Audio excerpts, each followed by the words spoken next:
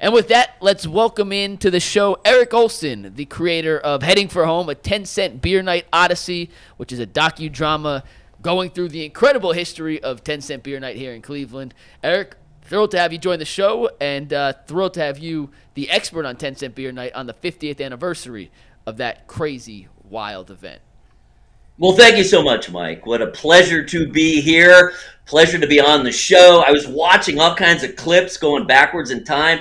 You guys are amazing. My son-in-law, Joe, is the biggest fan that ever was of your show. Nice. And he follows religiously. And he's the one who said, man, you got to get on with these guys because they are the bomb. And what a great year to be following the Guardians. Man, I am so excited because who expected this? No one. If you'd have picked them to be where they are now, you would be way up. And so I'm very excited to be here, very excited to be talking about it. I like that picture of me. I was younger then. Eric, and we appreciate you joining us, and thank you. And thank you to your son-in-law for being such a big fan. We really appreciate that. I'm curious, first of all, what was the normal, we know what the beer prices are now at the ballpark, but in 1974, what were the beer prices then? Because 10 cents sounds like insane, but I don't know, what was a beer costing in those days? I think more like 50 cents. Okay. And I think you had a range probably from about a quarter up to $1, depending maybe on the stadium and what was going on. But yeah, it is 50 years ago, and we've had a bit of inflation. It's not only normal inflation, but as you know, everything in entertainment, not just sports, but has gone up way more than inflation has. Right. Because being there is the big deal now. That's what distinguishes. It's being there, attending it. So yeah, it's an amazing thing. The prelude to it was a week before, 5 days before, there was a game between the same two teams, Rangers and then at the time Indians. And by the way, I have no problems whatsoever with the change over to Guardians. Totally get it. Makes sense. We do not want to offend people unnecessarily, and the time had come. But at the time, they were the Indians. So there was a game before in Texas, 5 days before, and a big brawl broke out. Lenny Randall, who was really a trouble causer, he was a player in the mold of Billy Martin, who was their manager. And he ran right. He laid down a drag bunt, slammed into the pitcher, Milt Wilcox. All kinds of hell broke loose. And then the Ranger fans, started throwing beer and hot dog and coins and everything, and they just really disrespected the Indians. So this was the lead up to it. All that next week, Pete Franklin, I'm sure you guys remember Pete Franklin. Of course. He was on the air. He was the original sports talk host, and he was just beating on this. Talk about different time. The day of the game, which was, of course, Tuesday, June 4th, 1974, there's a cartoon in the Press, which was the other paper at the time. Imagine having two daily newspapers. Who can imagine such a thing in 2024? But there's a picture of Chief Wahoo with boxing gloves, right? Yeah. And the caption is bring your gloves, be ready to fight. So there was instigating all week long. So people were already revved up. Add to that the 10-cent beer night. Add to that while ostensibly there was a limit of 6 beers per customer, I don't think that was terribly well enforced. There was a zero, and I do mean zero, extra security for this. So you had about, they estimated maybe 10,000 extra fans who would not have been there if not for the promotion. Right. And most of them were not diehard Indians fans. They were kids, let's face it. At the time, the drinking age was 18 for 3.2 beer, and that's what they were serving. And so you had 18-plus-year-olds. So you had literally high school students, college students made up the majority of that 10,000 extra. And they weren't even particularly paying attention to the game. They were just drinking wildly. They wanted the Indians to smash the Rangers, and that was not happening during the game. The great Ferguson Jenkins, Hall of Fame, was pitching for the Rangers. He held the Indians until he was injured by a line drive off his ankle. And here's the tone of the crowd. a great future Hall of Famer gets hit in the shin with a line drive, and the crowd starts chanting, hit him again, harder, harder. He was not respected at the time. Very sad. So they cart him off the field, and it's only escalating from there. You're getting streakers. As early as the second inning, a middle-aged, well-endowed woman wearing business attire shimmies out onto the field, blows kisses to the umpires, and then unloads her bouncy load. So people are like, wow, that's going on. And man, she's not even young. She's like 50 years old, and she's flashless. So you had streakers. This was the era of streakers. You had this one guy who looked like a football player, like a really muscular guy, and he's blown across the outfield, totally balls out naked, and they're chasing him. You got all these 250-pound security guards smoking, puffing, trying to chase him down across the outfield. I mean, it really was madness. There's explosives going off. I mean, not just little chains of firecrackers. I'm talking M80s. I'm talking seal controls. That's what they use in harbors to chase away the seals. So it's like, bam, bam, explosive. Puffs of smoke floating out across Lake Erie. I mean, it's astonishing. Oh, look, we got some pictures there. Yeah. So as the game goes on, it's just getting wilder and wilder. And the Indians get behind 5-2, so that's making the fans really surly. This was supposed to be the big beatdown game. We were supposed to be stomping on them because they're evil, and they're led by the evil Billy Martin, and it wasn't happening. But later in the game, the Indians catch up, and by the ninth inning, which is when really all hell broke loose, they tied the game at the bottom of the ninth, so it's 5-5.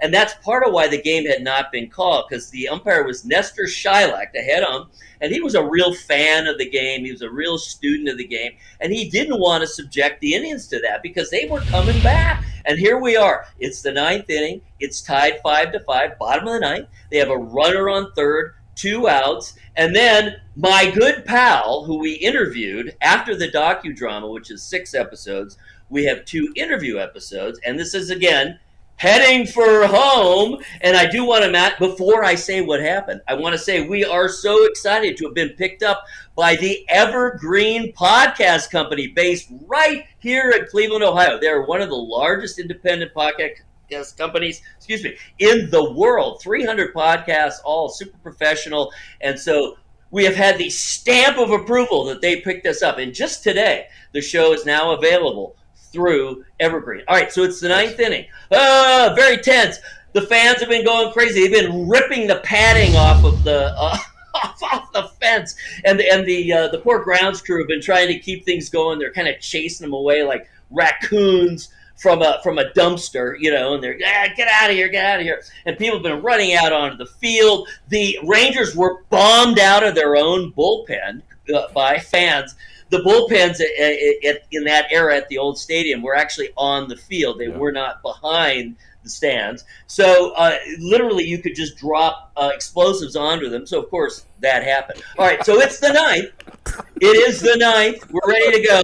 And my good pal, who had just been, check this out. He went to Richmond Heights. His name's Terry Yerkic. He had been state champion wrestler.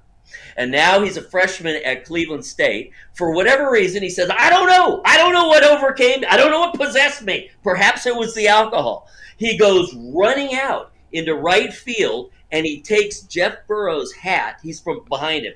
Takes his hat off. Jeff Burrows, what's going on? He turns around. He attempts a flying karate kick. He falls flat on his butt.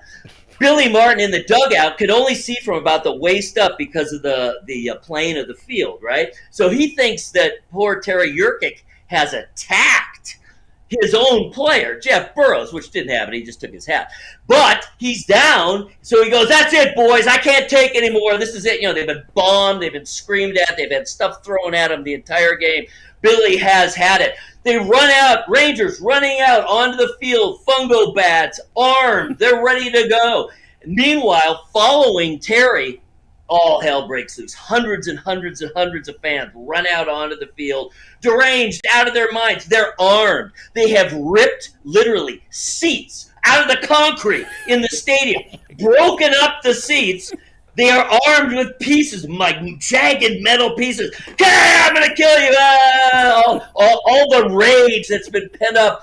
Cleveland, the deindustrialization, the blah, blah, blah, Kent State, the Vietnam War. It all sucks. We're going to kill you. So they're out running around, out of their minds. Meanwhile, the tribe goes, what do we do? Are we on our fan side or are we on the Rangers side? And they go, well,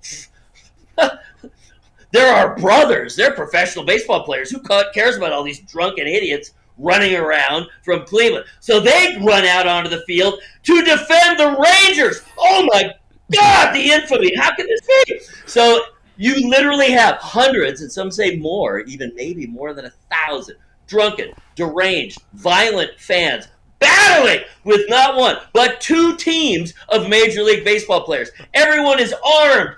There's heads, bam, bam, bam. Everything's going crazy. It's going batshit. I don't know if I can say it. But anyway, so what is so astonishing and why we are celebrating this event today, right, versus hanging our heads is it is astonishing. It is a near miracle. There were angels hovering above the stadium because no one was killed. And no one was even severely injured. Imagine how we would think about the event if that had happened on a serious note. Yeah. I mean, just think about that many drunken, deranged loons running around. All that would have had to have happened is someone to slip and fall on the concrete, hit their head, brains bashed out, they're dead. Yeah. So it really is astonishing. So I will pause in my monologue and I will entertain questions from the stand. I don't know what's left. Well, we're out of time. Thanks. Would they ever do it again? No. Do you think this could ever happen again? They needed the promotions, right? Because the team was so bad for. That's what I want to know. The late 50s to the early 90s. I want to know who was the first one that said, I know how to bring people to the ballpark. Yeah. Get them drunk for 10 cents. Who was that person? Well, we don't want to name names. But here's what was going on. Everything you just said is right. The team had been bad. I think they'd had 2 seasons above 500 since 1960. Right? Yeah. And they were drawing more and more poorly. People didn't really like the stadium. It was great for football, but it was so huge, held 70-some thousand, right? And they were drawing 10, 15,000. I mean, normally at best. This game had 25,000. That's why it was really unusual that they had that kind of a crowd on a Tuesday. So yeah, they were just racking their brains. What do? We got to promote this. And it wasn't even just the Indians. Baseball in general, MLB in general, was down in the 70s. There was a lot of controversies. You had a lot of players on drugs. I don't know if you remember, but there was a pitcher who pitched. I don't know if we're allowed to say his name. He was on LSD. Doc Ellis, right? Doc Ellis. Doc Ellis. Yeah. Yep.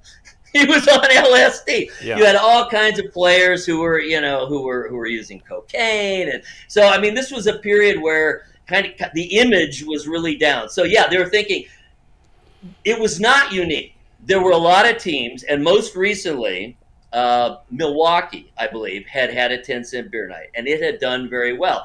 And Cleveland, of course, thinks of itself as a lot of commonality, physically and mentally, with Milwaukee. And they're a beer town for sure, and Cleveland's a beer town. So, hey, let's do this. It'll draw a big crowd. This was the year, I don't know if you guys, he's one of the interviews, too, that we did in those final 2 interview episodes. Jim Clark, he's the announcer for the AA team and has been.